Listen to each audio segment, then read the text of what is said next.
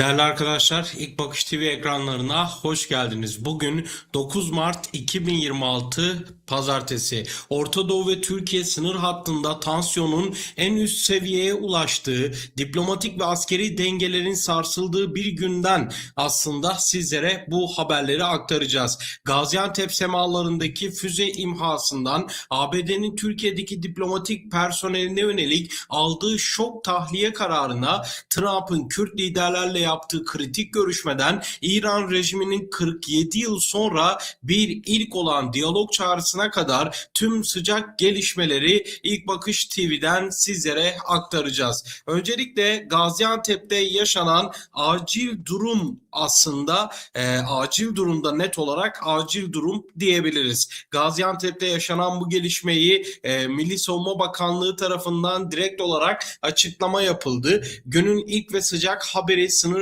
hattından geldi. Milli Savunma Bakanlığı ve İletişim Başkanı Burhanettin Duran, Türk hava sahasının ihlal edildiği çok kritik bir angajmanı duyurdu. İran'dan ateşlendiği tespit edilen bir balistik füze Türkiye'nin güney sınırlarını hedef alarak hava sahasına girdi. Ancak füze Doğu Akdeniz'de konuşlu olan NATO hava ve füze savunma unsurları tarafından anında tespit edildi. Gaziantep'in Şahinbey ilçesi semalarında gerçekleşen başarılı bir operasyonla balistik füze zamanında angaje edilerek etkisiz hale getirildi. Mühimmat parçalarının Şahinbey ilçesine düştüğü bildirilirken herhangi bir can kaybı ve yaralama yaşanmaması en büyük aslında önemli haberlerden biri oldu. İletişim Başkanı Duran bu saldırı girişiminin ardından Milli Savunma Bakanlığı ve ilgili tüm kurumların tam koordinasyon içinde olduğunu vurgulayarak şu uyarıyı yaptı.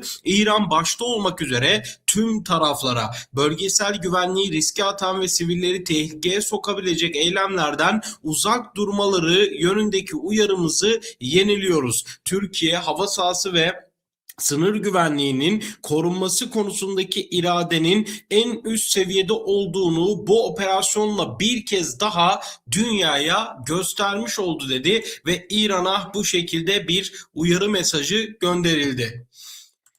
ABD'den ise şaşırtan bir karar geldi arkadaşlar.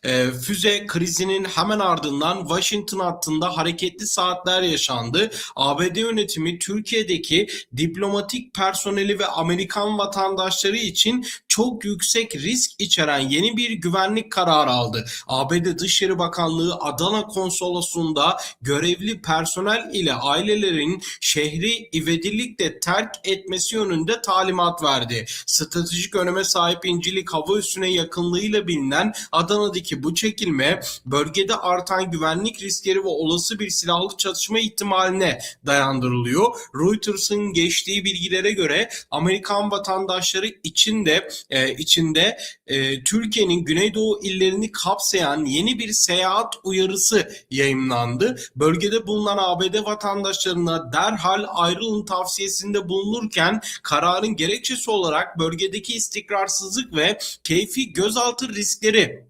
sıralandı. Bu tahliye kararı bölgedeki diplomatik ve askeri kulislerde büyük bir fırtınanın habercisi olarak değerlendiriliyor ve Trump'ın Kürt diplomasisiyle ilgili önemli bir haber var.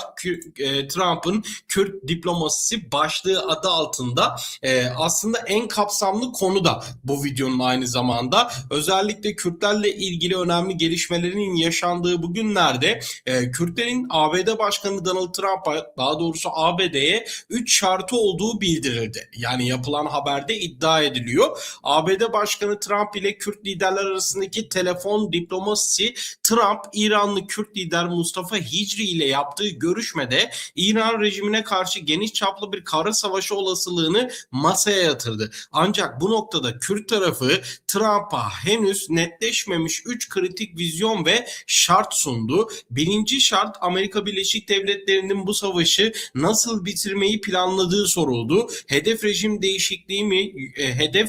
değişikliği mi yoksa sadece ordunun zayıflatılması mı? Kürt liderler bu konuda net bir stratejik vizyon talep ediyor. İkinci olarak da ABD'nin Kürt güçlerine askeri, siyasi ve güvenlik anlamında ne tür koruma garantileri sunacağı şart koşuldu. Üçüncü ve en önemli şartlardan biri olarak gösterilen o şartta İran'ın gelecekteki siyasi sisteminin doğası ve Kürtlerin bu sistemdeki yerinin ne olacağı söylendi. ABD'nin bu konular hakkında garanti vermesi gerektiği ve bu konuları netleştirmesi gerektiği vurgulanıyor haberde. Bu diplomatik pazarlık sürerken sahada İran'ın batısındaki Kürt bölgeleri yoğun özellikle bombardımanlara sahne oluyor denildi. Tahran ve Tebriz gibi büyük şehirlerde yaşayan on binlerce Kürt Sadıkiye, Narmak ve Sattarhan gibi mahalleleri neredeyse tamamen boşaltarak kendi bölgelerine dönmeye başladı. Halkın büyük bir savaş beklentisiyle gıda ve yakıt stokladığı, fiyatların ise istisnai biçimde yükseldiği gelen bilgiler arasında denildi. İddiaya göre bu haber bu şekildeydi ve özellikle Kürt tarafının ABD'ye bu konularda netlik istediği de söylendi. Diğer bir yandan İran'dan 47 yıl sonra bir ilk geldi arkadaşlar. Bir çağrı geldi Kürtlere. İran yönetiminde ise eşi benzeri görülmemiş bir panik havası hakim. 1979 İslam devriminden bu yana ilk kez İran makamları Kürt siyasi güçleriyle dolaylı diyalog kurmaya hazır olduklarını açıkladı. Cumhurbaşkanı Mesut Pezeşkiyan ve Ulusal Güvenlik Sekreteri Ali Larijani yaptıkları açıklamalarda emperyalizmin piyonu olmayın mesajı verdi. Pezeşkiyan sorunları oturup birlikte çözelim derken Ali Larijani Suriye örneğini vererek ABD'nin Kürtleri yarı yolda bıraktığını iddia etti. Larijani Kürtler akıllı insanlardır, Amerikalıların vefalı olmadığını biliyorlar diyerek Kürt tarafını masaya davet etti. Devrimden bu yana süregelen çatışma dilinin yerini diyalog çağrısına bırakması, bölgedeki analistler tarafından rejimin üzerindeki baskının ne kadar ağır olduğunun bir kanıtı olarak görülüyor ve bu şekilde yorumlar yapılıyor. Ve Bafıl Talabani son dönemde özellikle yaşanan gelişmelerle ilgili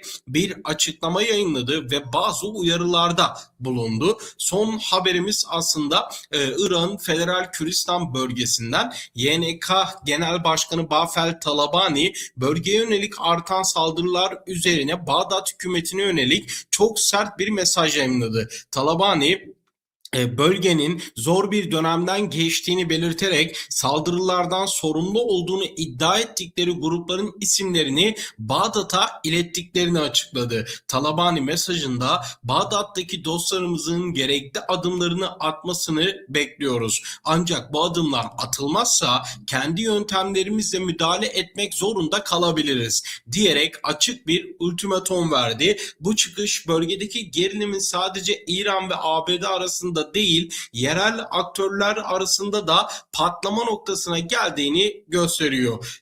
Arkadaşlar sınırlarımızın dibinde haritalar yeniden çizilirken bizler en sıcak gelişmeleri sizlere aktarmaya devam edeceğiz. Gaziantep'teki füze imhası, ABD'nin tahliye kararları ve İran hattındaki tarihi kırılmalar, Orta Doğu'nun bu kritik sürecinde en hızlı, en net ve en gerçek haberler için İlk Bakış TV'yi takip etmeye devam edin. Henüz kanalımıza abone olmayan arkadaşlar için söylüyorum tabii ki. Henüz kanalımıza abone olmayan arkadaşlar varsa kanalımıza abone olsunlar. Abone olduktan sonra videolarımızdan haberdar olmak için bildirim zilini mutlaka tümü olarak işaretleyip bu videoyu beğenmeyi lütfen ihmal etmeyin. Sizin de fikirlerinizi yorum kısımlarına bekliyoruz. Özgürce ve saygı çerçevesinde yorum kısımlarında bu durumu, Orta Doğu'da yaşanan bu gelişmeleri tartışabiliriz. Hepinize çok çok teşekkür ediyorum. Bir sonraki videoda